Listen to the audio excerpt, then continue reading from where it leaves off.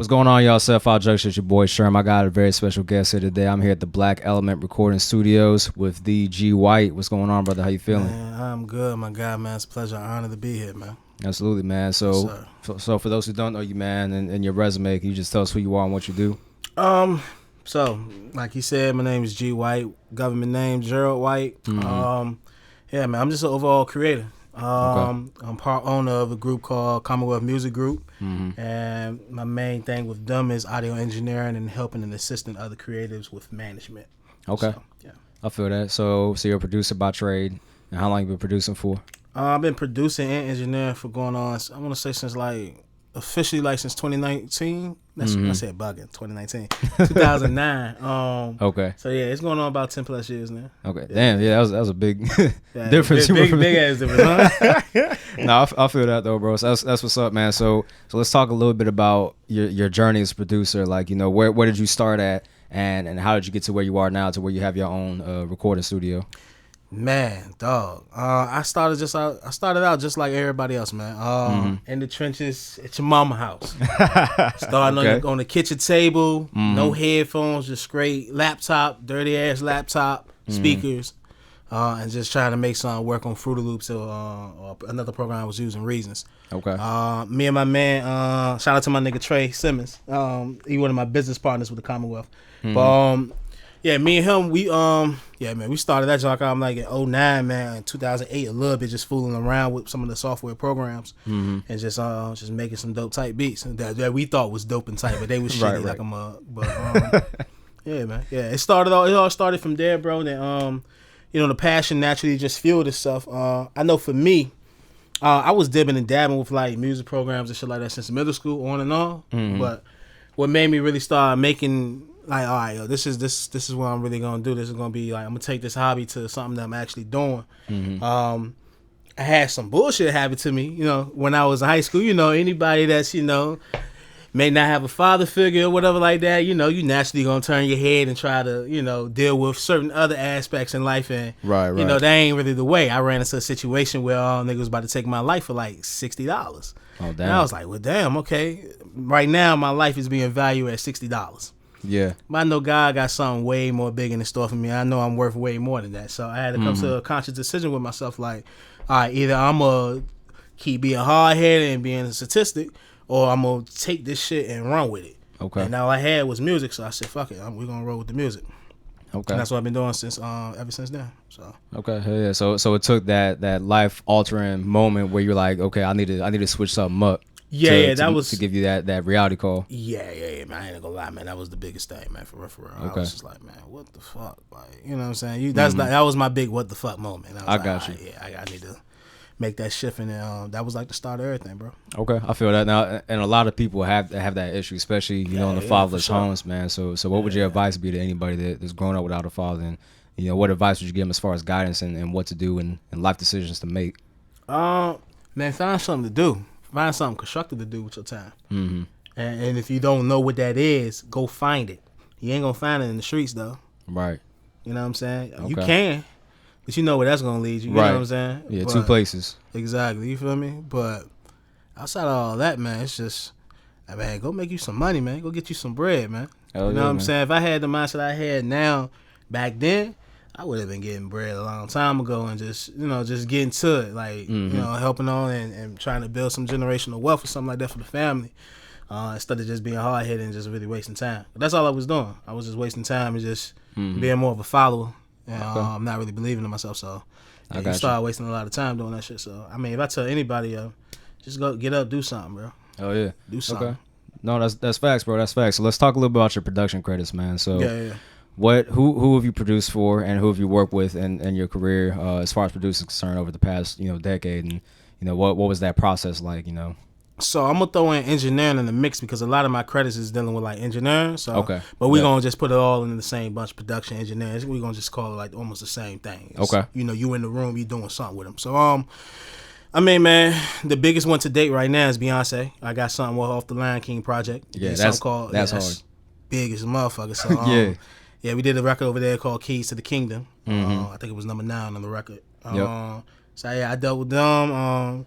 Dealt with the late great Nipsey Hussle. I dealt with rest in peace, man. Yeah, rest in peace, definitely. Yeah, man, I've been dealing with a lot of people, bro. G-Eazy, go out there 4,000. He's very popular out of the Bay Area.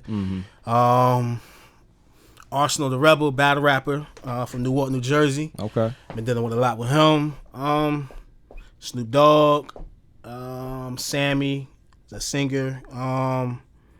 A lot of people, bro. It's been a lot of people, bro. I ain't gonna lie. I be kind of really forgetting, man. Like if I feel you. I be having to write certain shit down. I be having the homies really just reminding me like what I be doing, because I be having so much tunnel vision. Like I be just like, man, you need that though. You need that. You know what I'm saying? Especially in the industry that you're in, because it's very easy, in my opinion. You know what I'm saying? I don't, obviously I haven't, worked with everybody you've worked with, but in my opinion, it's very easy to get distracted. You know what I'm saying? When you work with people that caliber, because it's like, damn, I'm really working with Beyonce, I'm working with Nipsey, or I'm working with, GHerbo, or whoever it is you're working with. You know what I'm saying? And you can lose sight of what the ultimate goal is, you know what I'm saying, to make good content and to give it your all and have that tunnel vision when you're, engineering and or producing. You know what I'm saying? So as a engineer, I forgot all about my fault, bro. No, about I forgot about all about the homies that I record on the road.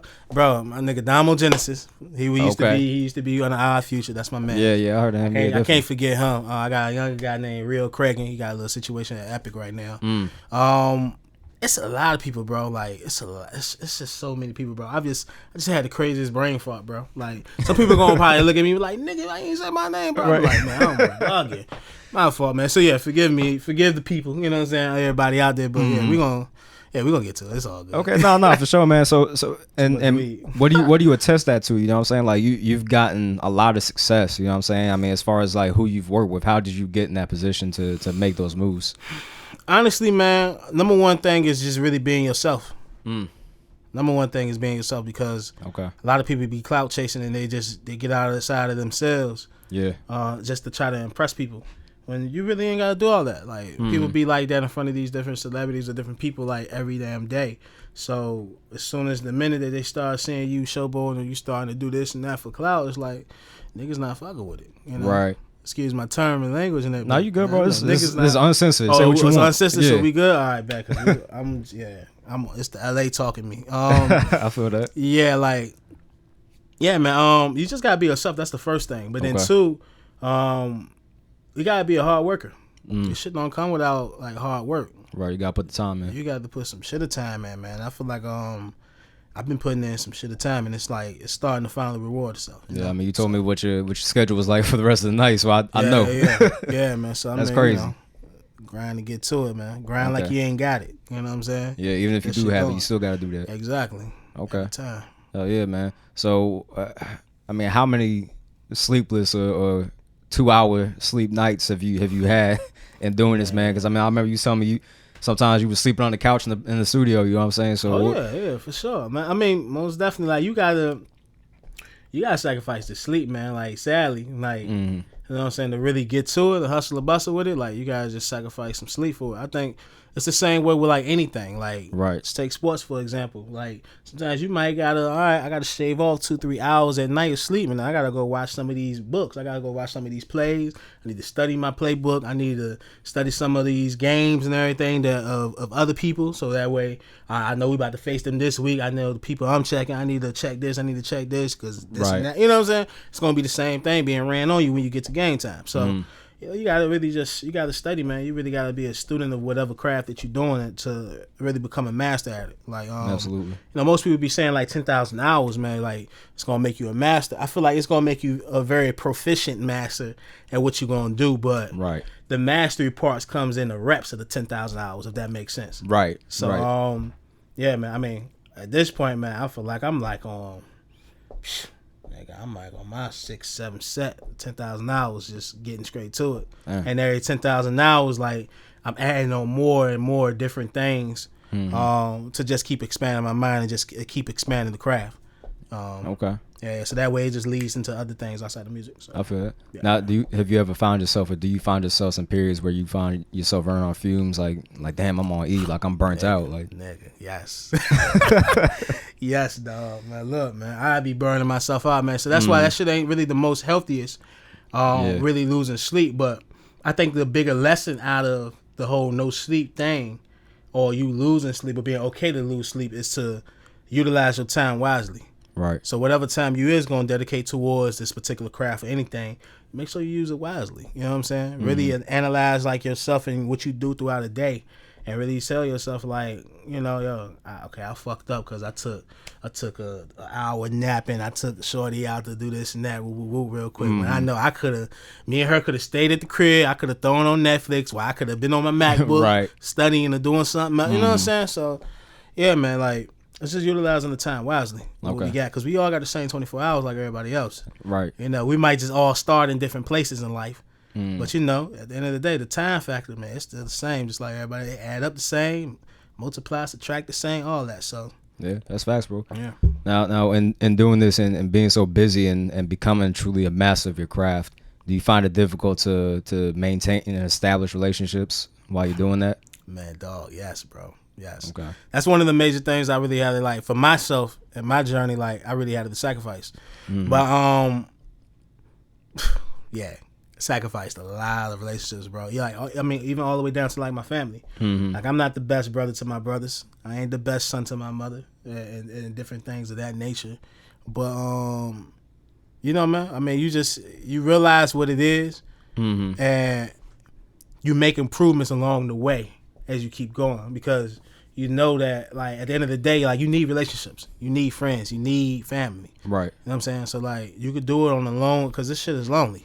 Shit can get lonely. That shit can start causing other problems. Right, like depression and all that other stuff. Exactly, the mental, you know what I'm saying? But, yeah, man, no, like, I become a better communicator.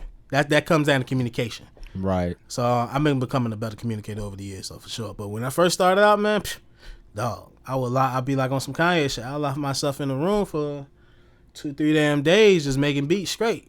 Damn. Somebody might come and knock on the door, like, yo, you good? You know, it's food on the table. Woo, woo, you good? You solid? Right. You want to use the restroom, guys, or whatever, you know? But yeah, my nigga, like, yeah, you gotta yeah, relationships is important, man. Yeah, but it's definitely a sacrifice on that end. Okay. A major sacrifice on that end, but you gotta do what you gotta do, man. You know, I'd rather sacrifice those relationships, you know, and the people that's gonna understand, those are true people. Those are true friends and family right there. Absolutely. People that's not gonna understand, like, they may have not worked this hard for something that they really wanted. So I mean, I'm like, I'll eat dirt. That's the term I tell niggas in LA. Like, I'll go eat dirt for like 10+ years real quick for me to like not have to eat that junk, and I can enjoy every day like a vacation for the rest of my life. Right.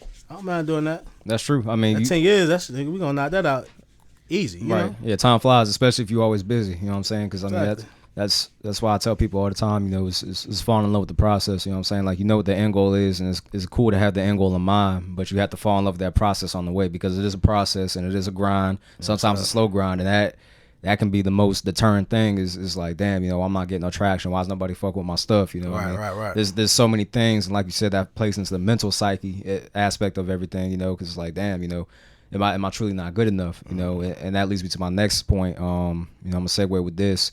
You know, do you feel like that producers and engineers and the sound people, essentially, do you feel like they're the unsung heroes as far as the music industry is concerned? Man, yes, bro. But you know, man, like, the unsung people, I feel like they're sometimes, honestly, all the times, like, the people behind the scenes are the people that's really making the show go on, and making the lights and everything work. Right. You know what I'm saying? Because without that, like, ain't shit really going on. But it's kind of vice versa too. Without the artist or without that centerpiece, what the people gonna look at? Where's the attention? Right. You know what I'm saying? So it works itself both ways. But I think with the people behind the scenes, they don't realize they leverage in the room. You understand what I'm saying? So like, they don't really understand and realize they value. So then, you know, you see a lot of producers and you see a lot of engineers making certain decisions based off of money. I came from that. I made some crazy dumb decisions and shit and accepted things that I didn't want to do, but I was like, fuck it, you know, for, you know, of course, obvious reasons, like, nigga might be broke, right? Or I want to have a connection. I want to seem cool, so I'm gonna go do this for free, or I'm gonna do this, and you just undercutting yourself. You undervaluing yourself. Yeah. When you could just be approaching yourself and with full supreme confidence, and you can get what you want more. Yeah, that's true, man. You know? And, you know, a lot of people don't know their worth, you know what I'm saying? Like, I ran into that issue myself with my platform, you know what I'm saying? And for me, it was just, I felt like my platform wasn't big enough You know, I personally, I still feel like that low key. You know, so I feel like it's not big enough for me to be charging people money, but at the same time, you know, I'm providing people, you know, good quality interviews they probably will never have somewhere else. I mean, they might get it somewhere else, but even if they've done an interview, they probably don't have this type of quality. You know, it's video, it's audio. I promote them on my pages. You know what I'm saying? I give them clips to promote on their page. You know what I'm saying? I do the video edit, I do the engineering, you know, for the audio. Like, literally, I do all this stuff, but it's for free. You know what I'm saying? So it's like, all right, well, how much free work do I have to do before I can get to that point? And you know, for some people in some crafts, I feel like you do have to put in some free work sometimes. You know what I'm saying? Just to get to where you want to be. You know what I'm saying? Because the way I see it, it's like, you know, if I do an interview for free with this person and they have a good following and they put it on their page, that's my payment right there, because they're bringing their fan base and their group of people to my page and seeing my content. So it's like it's like an equivalent exchange almost. You know what I'm saying? Like bartering kind of. Exactly, man. You know, everything in life ain't got to be for a particular bag, but if I can barter within our relationship, sometimes that's more than enough leverage to gain than that little bit of bag that we sometimes squeeze and we make these crazy decisions over. Shit, man, that's the music industry in a nutshell right there. Honestly, yeah, for real, man. Bro, you see hella people just do things like that, take that quick look up front, and be like, oh man, you just want me to sign this piece of paper? Like, I forgot the young producer and the artist's names down in Atlanta, but that's a story that happens recently. Like, I know many producers that have like, okay, they signed some paperwork for a quick little bag up front because they never got paid $10,000 for a beat. Right.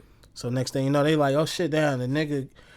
He took my beat off of YouTube and used it without my permission and got the clout and blew up off of it. That was dope and it felt good because that was my beat or whatever like that. So, you know, I never had that happen. So to you, as a producer that's not really the most confident about themselves, thinking like, well, shit, dog, I like that. And then next thing you know, down a couple of months or two later, person might hit you up and be like, hey, yo, look, bro, we want to give you a bag for everything that you just, you know, did and everything, just to support you. You've been rocking with niggas. You've been, you know, letting everything fly for this long. We really want to give y'all the bag now, give you the piece of the bag. All right, bet. Give you the 10 bands, and they slide you a piece of paper and say, yeah, we just need your signature here, here, and here. All right, bet, yeah, man, because ain't nobody in life ever gave me $10,000. So you go take that $10,000 and walk away without reading, without a copy of the contract, and you gonna be like, all right, bet, but not even noticing at the very top of the joint it said work for hire. That's crazy. We already know what, you know, most people know what work for hire mean, but people who don't know what work for hire means, like especially in the music industry, it pretty much means you get whatever that upfront bread that you negotiated for, and that's it. Yeah. You get no more other streams of revenue from it. That's it. Damn. You know? Have you done anything like that before? Definitely. I've done some forms of that before. Okay. So I'm with the Commonwealth Music Group, production company, we had and management company, we had recently got offered by a record label and we was doing some stuff for them for sync. So for that, it was an upfront bag that they was giving us. Okay. And then in exchange, we pretty much gave them songs at wholesale price. And we still seen some money from the backside, but the things is this, within the contract, it pretty much had it set up where the company could sell that same song to like ESPN, then I can sell this to a YouTuber, then I can sell it to there, then I can sell it here, and I can sell it here. So they reserve that right to sell it. Yeah, but then the fact that because they pretty much we just hand over the ownership of the record to them, the rights and all that. So with any money plays that they can get up front from anybody, we don't see a percentage of that. Right. So you know they might go sell it for $10,000 to 10 different people, make a quick $100,000 up front. Without even anything getting synced yet or anything being played on the networks and all that, and we don't see a piece of none of that 100 for that quick couple $1,000 that we might agree with for the contract. But because you just agree with them, so anybody that buys that beat or whatever, and then they play it on their stuff, any revenue they get, if they sign an agreement with whoever you did the agreement with, so sync or whoever, you know what I'm saying. So any like monetary distribution they get as far as portions are concerned, they get that. You don't get that because you signed over all the rights. Exactly. If anything, all I get is the writer share, and that's like the back end mailbox money. So that's just that's it. Which sometimes can be lucrative depending on the show and depending on if things roll into like syndication and everything like that. Because I mean, I've seen some people like, and sync is something that's like that's what they call that particular field in the music. Like sync So they're which is pretty much like syncing the actual music, the audio with some type of form of video. Okay. So I seen a YouTuber randomly one day. He produced a record that was I think it was what's the joint called? It's True TV Network. Okay, yeah. And I think it was like Toe and Lizard, like Lizard Toe Company or something like that. Oh, Lizard Lick Towing. Lizard Lick Towing. Yeah, There it yeah, is. yeah. I think there's some guys from North Carolina. I think South so, Carolina. yeah. North or South, yeah, somewhere down south. One of the Carolinas, and the guy made the theme song for it. So now, being that particular show runs into syndication, and it's probably like 6 to 8 seasons of that joint showing consistently every day. So it's probably showing for maybe like a 2-hour block every single day, Monday through Friday. So that's 4 episodes a day. So in each episode, that theme song probably playing anywhere between like 6 to 10 times. Whether it's like many different versions or it's like long versions, just very similar, like the intro and the outro. Okay. So now every single time it plays, if I have many lengths it play, what's the length of the time it plays for? That's a certain amount of money every single episode. So now I got it for, let's just say it does it 10 times in the one episode. It does it 10 times in one episode, but it's 4 episodes playing back to back every single time. So now my joint just played 40 times every day, 40 times that 5 times out of the week. You know, you end up having some pretty decent bread. I think the guy, he showed his being my statement, which is like the mailbox money type of royalty. That's like one of the entities that go collect and grab all the money for you. And yeah, man, his check breakdown just for that one portion. Because I don't even think he was 100% owner of the copyright. Like I think he just had a percentage of it, what it was. I mean, for that one quarter, he probably ate like 28,000. Damn. Yeah. Now, how long is a quarter? Like 3 months? Okay, 3-month quarter. Okay, got you for the year. So every 3 months, this nigga 28,000 off of doing some simple shit like the tow truck theme music. That's crazy, man. Which ain't even nothing probably crazy the niggas is checking for. Right, and that's just one of many different things he probably had going on too. So exactly. Damn. Exactly. So when it comes to producers, you know, making deals and stuff like that, do you feel like some of them are scared to negotiate because they feel like they might lose out on the deal if they try to negotiate something or work back with the label or whoever's trying to purchase this stuff? I think honestly, man, it's just simple things. I think it's just simple things of musicians, or I'm gonna just put it in the boat of musicians, because I look at engineers and producers, they're musicians. They're a form of a musician. So I would say musicians, we may not practice the best business sense. We may not have the best business practices. And I think that it's just ignorant. I think it's more of ignorance than anything, because more people don't know in business that you can negotiate in business. Right. You know what I'm saying? You negotiate for what you want. If you don't negotiate shit, you get shit. Yeah. You know what I'm saying? So would you recommend someone getting a mentor that's already in the industry, or getting some type of business professional that specializes in contracts and stuff like that? Man, definitely get you a lawyer. That's the number one thing. Especially if you ever get to the point where you gotta sign like paperwork and stuff like that. If you need to find within your network, you need to find you some big homies that really know what they're talking about and that know what they're reading, and get some advice for them. You know, right? And you might not even got to pay a consultation fee or anything like that for them to read, and they can just give you some free game. Right. So that's the first thing I'm gonna tell you to do. But then second, definitely get that lawyer and double check, because any man's word is just a man's word. You know what I'm saying? Right. You can't really trust it, but so much. Even sometimes the lawyers, because they'll have situations set up, man, with like, you know, I might go in and I might want to sign in with this one particular entity. I might want to go sign with like Sony or somebody. And you know, if I go sign in with Sony, you know, the particular person that I'm dealing with who's handling my deal, they may be like, all right, yo, you ain't got a lawyer? We'll hook you up with a lawyer. Oh, they give you their lawyer. They give you one of their lawyers. But then, you know, one of their lawyers, they're probably on like the legal team for Sony. Right. And so who you think that leverage and favor is going to go towards? Right. Regardless of whatever percentage workout whatever you're going to work out with that person. Because it's either you're going to pay an upfront dealing with a lawyer to read something, or you're going to be dealing with your leverage in the sense of what's the percentage of that advance. Right. That's the only times when lawyers really going to like take that time and look out for it. Not unless he's just a homie. If he the homie, oh man, you need to keep him in your back pocket. Yeah. You know what I'm saying? Absolutely. Okay. That's my major piece of advice. And when you come to sign any damn thing with your name on it, bro, yeah, definitely, yeah, get it checked out. Now the record labels and the big corporations, they always get like a bad rap, like, oh, the big bad, corporation, big bad label, Yeah. Does that hold true in the industry? Seeing that you're from the industry, I mean, do they typically have their own best interests at heart and typically don't really care for the artist or the musician? I'm not gonna say they're gonna have your best interest in heart, because at the end of the day, their interest relies to be the most. They gotta make money. Right. You know what I'm saying? So, but with that even being said, like, I don't feel like all record labels are bad. Mm-hmm. I feel like for the most part, like, record labels are there for that. They're there to provide their services as a machine to you. Now, how you accept those terms is on you. Right. But I think, between the leverage that you gain before you sit down at the table with a label, excuse me, that's going to determine a lot on how they're going to try to play that position with you. Okay, I got you. Whether they're going to try to do it more as a sense of a partnership and, it's like a brotherly type thing and we working together, or if it's just like, I'm trying to take all advantage over you because you're ignorant. Right. But you want to sign with a label because you want somebody to take care of this, and to give you some little upfront on your bread. Right. That's all it is. A lot of people even think like it's a loan. It's more of an upfront to your bread. It's your money. Right. It's the money that you already gonna get off your music.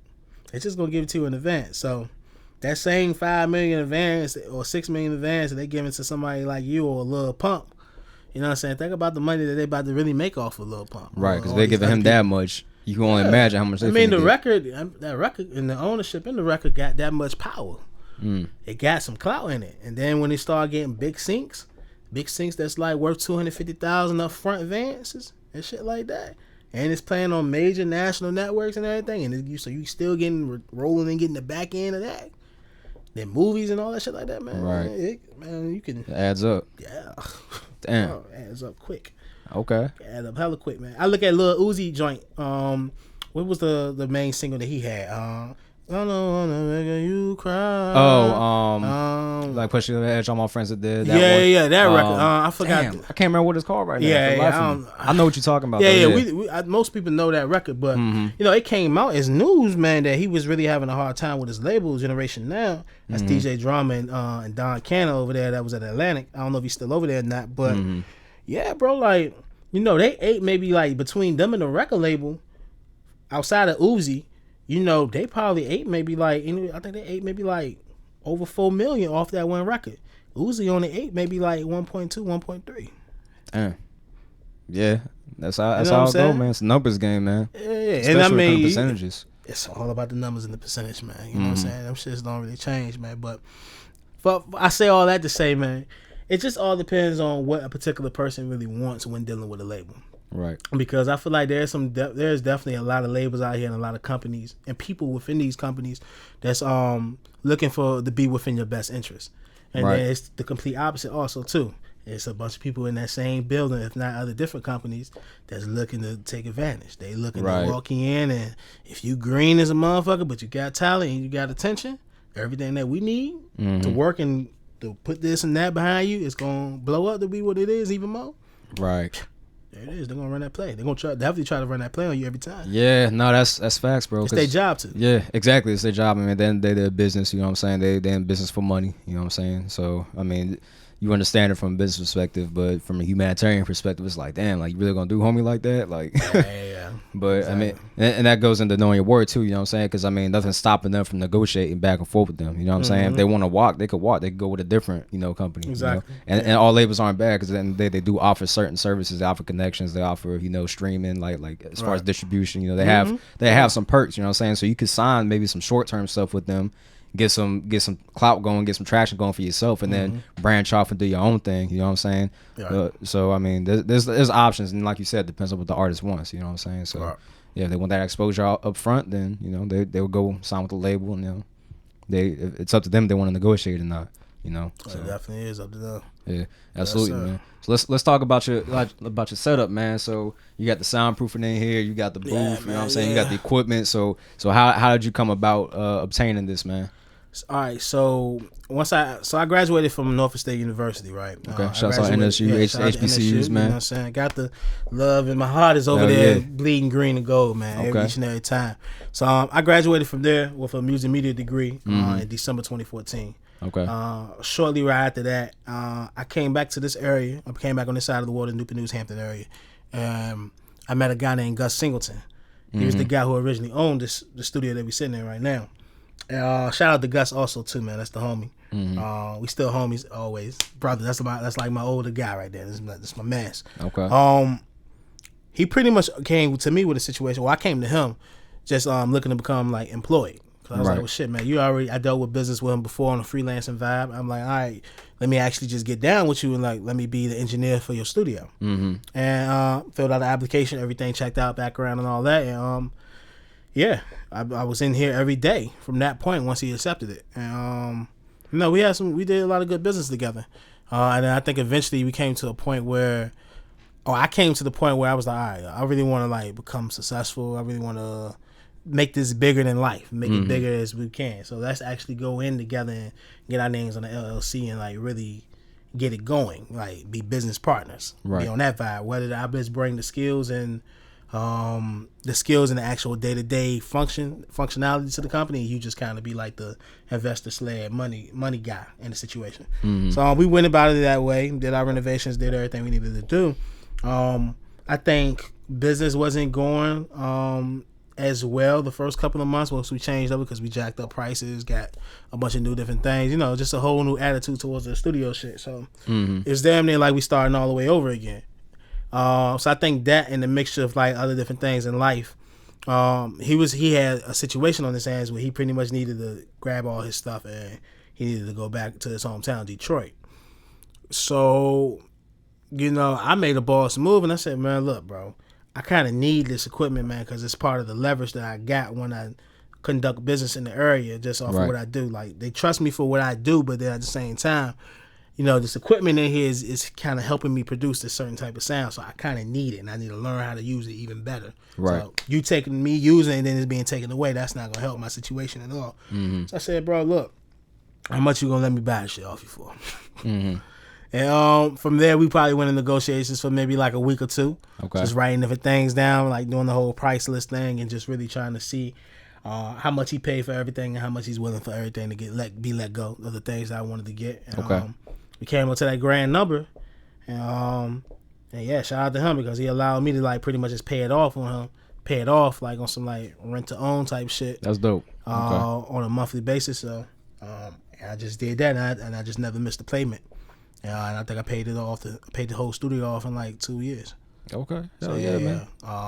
And that's how I just became the owner of this joint and just been doing my own little reservations, but my own self renovations from time to time from that. Okay. Just getting it up and running. Oh yeah. Well, shit, if you ever need help with renovations, let me know, man. I do like home improvement stuff. You know what I'm saying? Yeah, I love doing that stuff. Yeah, I hear you. The last interview you had with I think Tone. Yeah, with Tone. Yeah. Shout out to Tone too. Shout out to Tone, man, for sure. I seen that. You sound like the interior design and shit. Yeah, man. I'm real big on that. You know what I'm saying? So I definitely want, because like I want to do like soundproofing in my office, but for me, like it would have ruined my aesthetic. You know what I'm saying? Because everything I have in there is like all white. With the black floors. If I put like black or gray panels, so I was looking up like white panels, you know what I'm saying? So I did find something actually, but they was like a grip. I was like, man, you could probably fuck around, man. You probably fuck around, just make them shit yourself. Yeah, I could make them too. I seen somewhere way cheaper. Okay, way cheaper. Like, cause what I got right now, just like in this room right here, and then a little bit that was in the booth, it fucking fell off in my booth a little bit, so I had to like do a whole nother method in there. But yeah, for all that, man, I paid like. Man, my shit ran almost $3,000. Damn. Just for these damn panels. Right, and that's because you bought them outright. You didn't make them yourself, I just bought them outright. But if I probably would have just actually bought the material and just made it myself, put a little bit of sweat into it, I probably would have saved like $2,000. Okay. Guaranteed. Damn. Probably if not more. Damn, that's crazy. Yeah. Okay, so for those who are doing studios at home, do it yourself. A lot of what they call it? Do it yourself? DIY. Oh, DIY. Yeah. I had to say it to myself for a second to remember. I was about to say something else. I'm about to say DUI. DUI. what? Nigga, don't catch none of them, okay?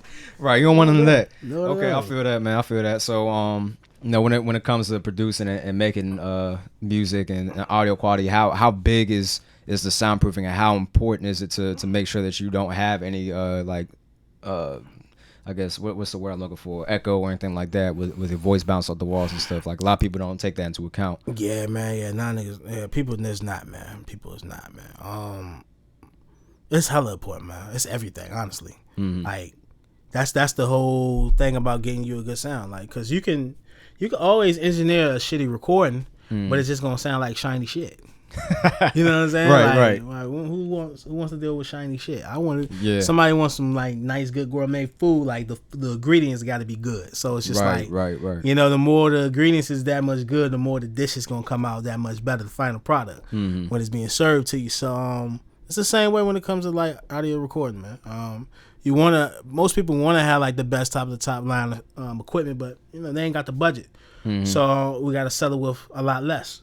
But it's cool to deal with a lot less because you can still get that great sound, if not greater sound, with the cheap equipment. Yeah. You just gotta know what you're doing. That's it. Facts. It takes time. You gotta put in practice. You gotta perfect it. You know what I'm saying? Yeah. I mean, hell, we done had conversations already about like what your setup is and everything like that as far as for your podcasting. I mean, bro, you making it work, man. It's sounding good for the amount of money the equipment costs and everything, man. Like, yeah, I appreciate that. It's A1, man. I mean, yeah, you doing what you need to do. So I can't wait to see how this one sounds because we already in the soundproof room. You know what I'm saying? So I already know the audio is going to be that much cleaner. You know what I'm saying? Because in my office, it's obviously more open. I don't have the soundproofing, so you know there's a little bit of echo in there, but it's not too bad. You know what I'm saying? But yeah, man. So if people want to like hit you up to record or anything like that, or set up a studio session, how do they go about doing so? They can either just hit me in the DMs like on IG, Mixed by G White, or you know they can just hit me directly. From there, I'll just say DM because then you know just to control who has my number and all that shit like that. No, facts. I feel that. Yeah. But either that or just hit somebody that they know. They might have my number and then you know go through them. Okay. You know. Oh yeah, word. That's dope, man. So. Yeah. And how often are you actually here? I know you be back and forth between here and LA. So what's that situation like? Dog, I be in and out of LA now. Cause man, so when I first was LA, this is the interesting thing. I first was in LA, right? I had it set up where it was like, all right, the first 3 weeks I met Mike and Keys and started doing work with them. Then just good rapport with different people. I learned that the network started blending. Right. The other different people in their network gonna start seeing me and appreciating what I'm doing, and then now I'm gonna start being a part of their network, and then it's gonna the same thing can happen, vice versa, which is dope. But I started creating a mindset where it's like, yo, LA is like gonna provide me with every single thing I need. Exactly. And when that's not the case at all. Oh, you know what I'm saying? It's not the case at all. So when you say everything that you need, are you talking about as far as like connections, like money and things like that? Yeah, man. Because you know, I still be having a hard time here and there, bro. It's still, man. It's a story every day in LA, bro. That's real. I mean, at least at least you want to, at least you want to say it. Like, a lot of people will fake the funk. You know what I'm saying? Like, man, look, like bro. yeah, I'm in LA. I'm living it up. You know what I'm saying? Knowing good damn well they struggling because that cost of living in LA is a motherfucker, man. Fuck that, bro. Niggas be living in that facade. That's what that is, bro. Yeah. They be living in the facade. They be trying to go for the facade, and then they end up becoming the facade. Like, fuck that. Nah, My roots is 10 toes down in the 757 for a reason because it's very real out here. Right. You know what I'm saying? And I like to just keep that same aesthetic. That's why I was like, oh yeah, I can cuss it, I can do this and that, blah, blah, blah. It's like, I just try to keep my same aesthetic everywhere I walk and everywhere I go. And I started to find that bigger people that I start dealing with tends to respect that. Rather than like I try to like be something different, but yeah, I say all that to say, man, cause like, yeah, bro, rent is crazy, my nigga. Like, yeah bro, I pay, bro, 2-bedroom apartment I was having at one time, bro. It's $2,700. That's sick, bro. $2,700. That's sick. God damn. Like, that's a lot, bro. Yeah.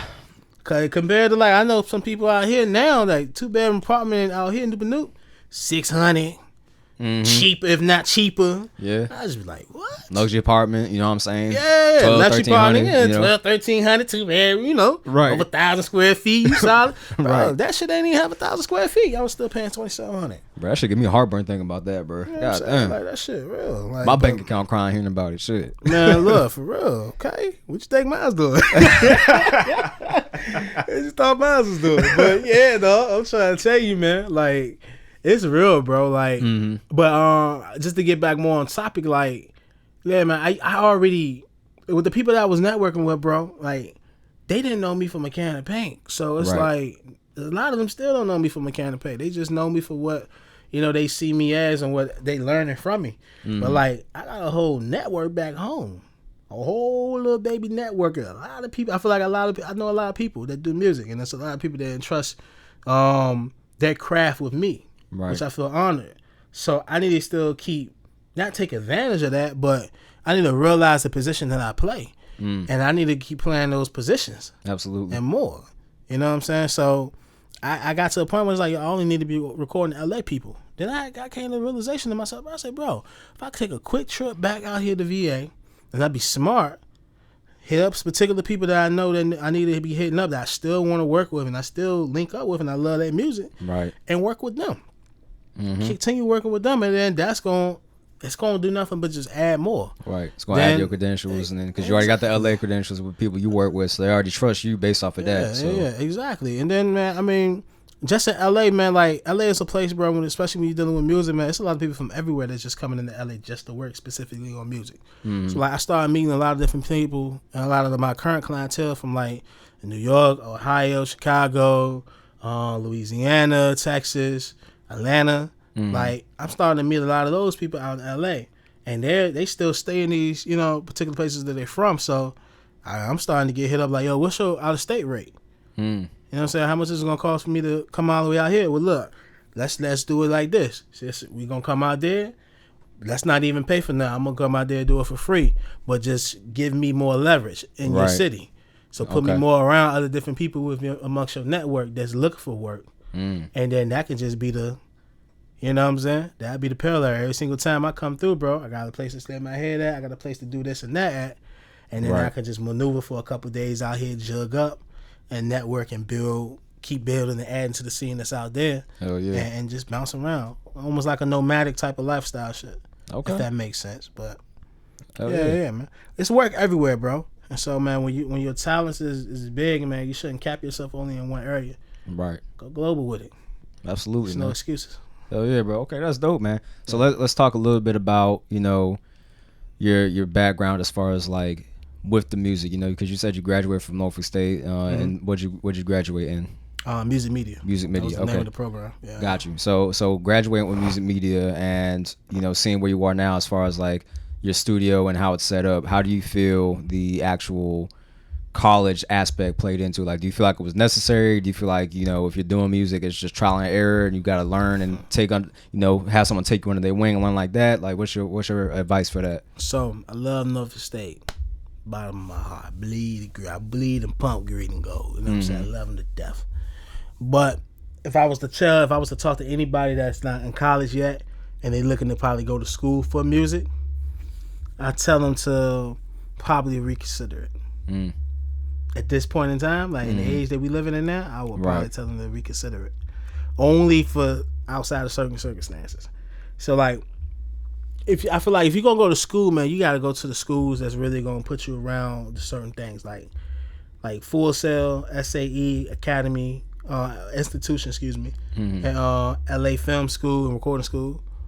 Those things, they specifically specialize in these certain areas where you might have like 130-hour curriculum, and about 115, if not more, is gonna be dedicated towards what exactly you're doing, what exactly you're seeking to do.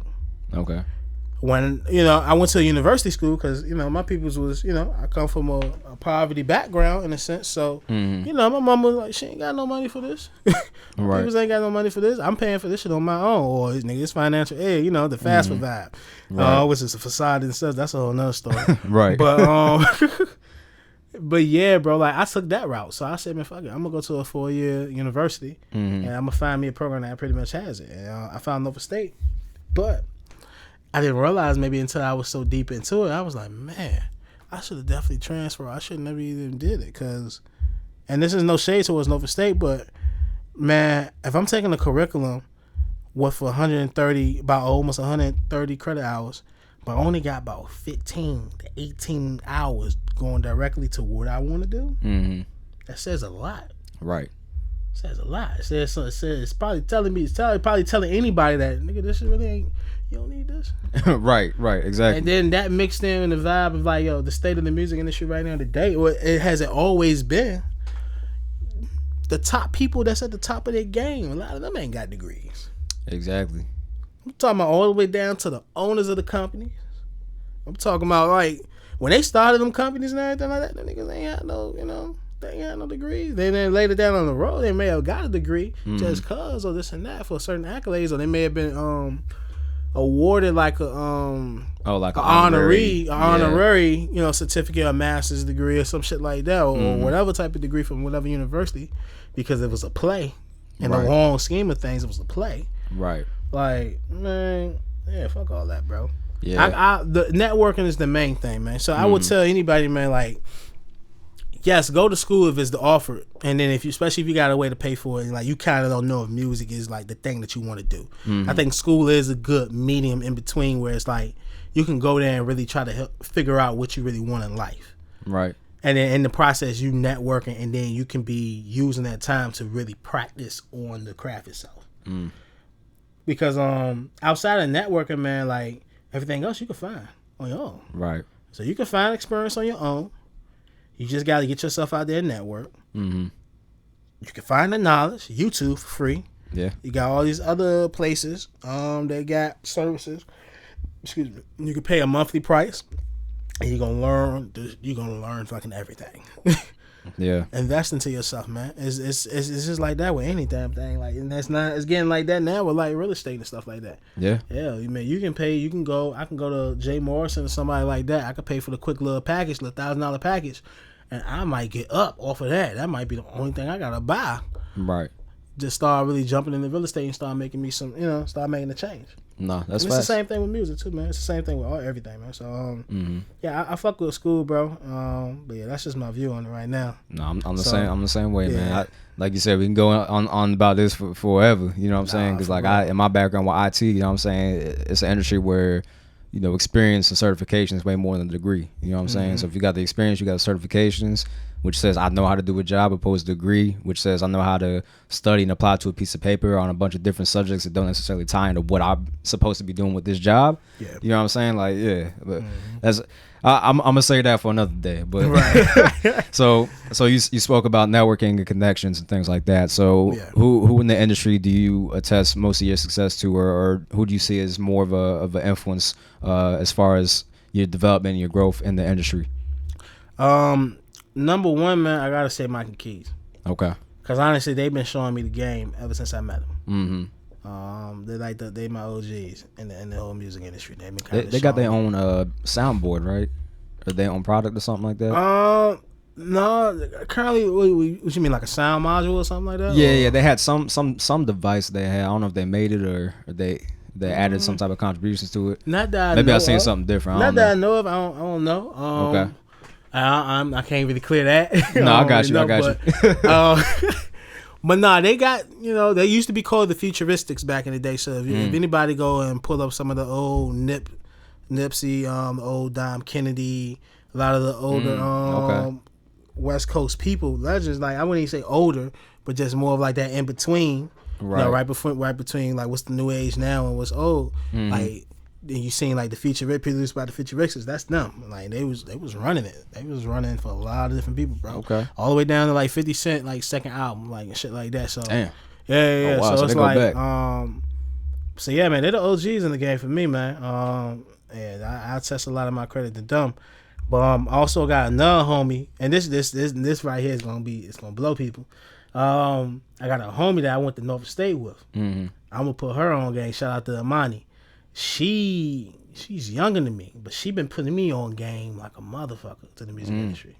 Okay. Cause she works in the sync, and she been working in the sync once she graduated, bro. Like she was one of the only people I knew, and went through the music department, and she graduated in 4 years. That was almost like a unspoken myth to graduate in Norfolk State Music Department at the time, in 4 years. She did it in 4 years. She already had her mind set up. Yeah, I'm graduating in 4 years. She started up a student-ran record label while she was there. So she was already telling herself that, I'm going to go and find and make the practical experience for myself. Started taking trips and everything and setting up things and networking with people from California sitting down with people from Sync, other people, and just bringing different programs like that to Norfolk State, and just so she can learn and value those relationships all the way down to I think when she graduated, immediately moved right back to LA area, and to the LA area, and then I think within 3 months she got a job in Sync working at a company underneath Sony. Oh wow. And she's a boss chick, bro. I mean, she's like 24, 25. Damn. She's an executive right now at House Music for Sync. That's crazy. The youngest black female executive that I know right now of a company dealing with music. Wow. That's impressive. Yeah. So shout out to her, man. Oh, yeah. Shout out to her, man. And she's from Virginia. She's from like Woodbridge, Virginia originally. Okay. Well, like, the homie. Cause I really shouted out to those two people. And then from there, it's a lot of other key people that's been adding themselves in the mix. Like Rance from 1500 to Nothing. He's like the CEO of 1500 to Nothing. And he also runs this academy out there called the 1500 to Nothing Academy, where it's damn near literally like a school, and they have like different programs and different managers and different people within the music industry come back and give back and do programs. Okay. So he got a slap dab in the hood of Inglewood.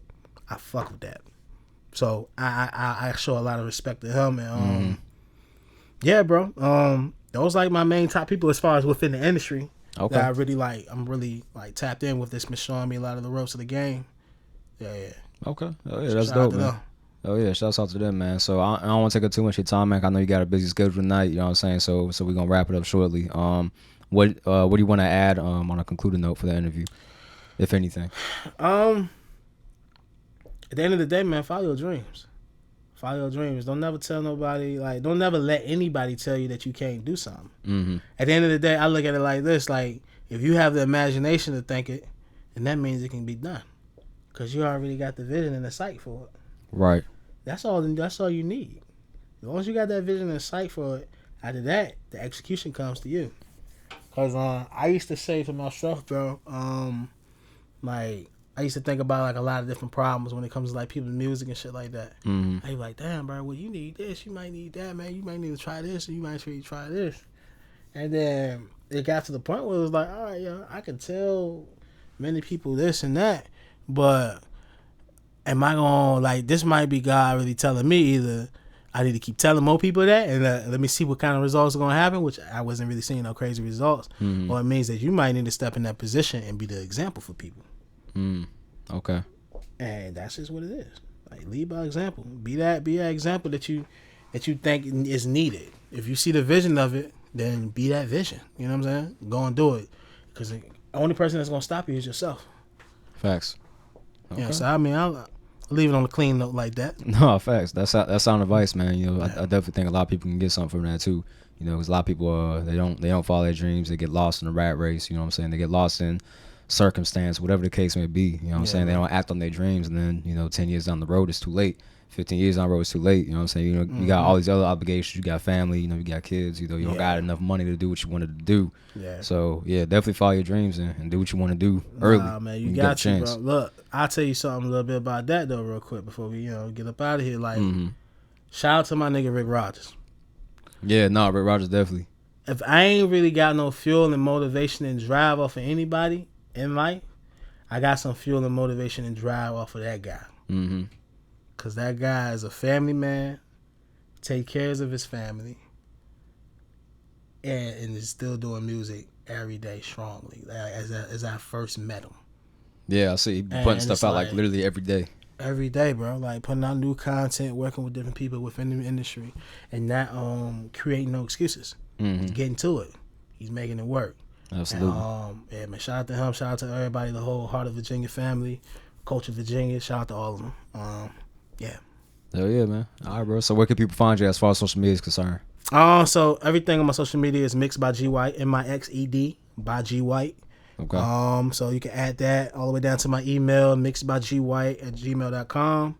And yeah, just hit me up. Any questions, anything, people can just reach me through that. Okay, bet that. Well, yes, I just want to extend my gratitude to you, man. I appreciate you for giving me the opportunity to come out here and interview at your dope ass studio, man. This is fire. You know what I'm saying? I've never actually been in a legit studio before, so I appreciate you for that. Never had an interview in the studio either, so definitely appreciate you for that as well. You know what I'm saying? Absolutely, man. All right, man. Make sure everybody follows him on social media. He's out here killing the industry. You know what I'm saying? He out here killing it with the engineering. He killing it with the production. You know what I'm saying? He out here doing work, man. He's out here putting a footprint on the 757 area as well as making his footprint in LA as well. This is G White, y'all. Make sure y'all follow him. Appreciate you, brother. Nah, my man. Absolutely. Appreciate you, brother. 75 Junction out. Yes, sir.